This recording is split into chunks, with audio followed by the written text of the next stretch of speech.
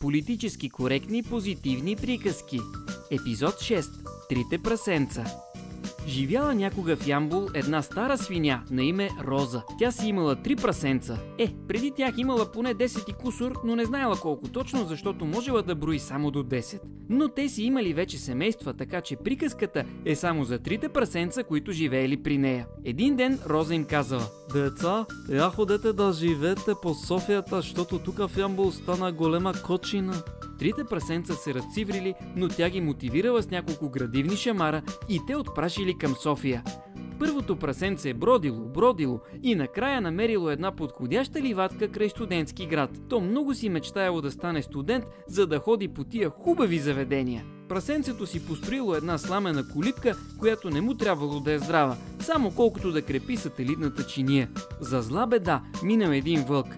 Той бил представител на столична община и показал на прасенцето заповед колибката му да бъде съборена. „Духай бе!“ казало прасенцето и побягнало, докато вълкът разрушил колибката. Първото прасенце, което се казвало Асенчо, избягало при второто, което също се казвало Асенчо.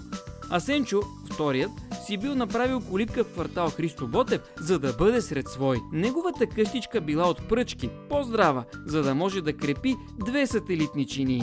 Асенчо, вторият, не първият, имал престижна работа, помагал на колите да паркират в синята зона пред Националната галерия. Асенчо, вторият, отишъл с първия, но като се върнали от работа, пред къщичката ги чакал вълкът. Той носил нова заповед за събаряне. Понеже прасенцата били сред свои, още по-смело казали: „Духай бе!“ Но в този момент ударила гръмотевична буря и всички се разбягали.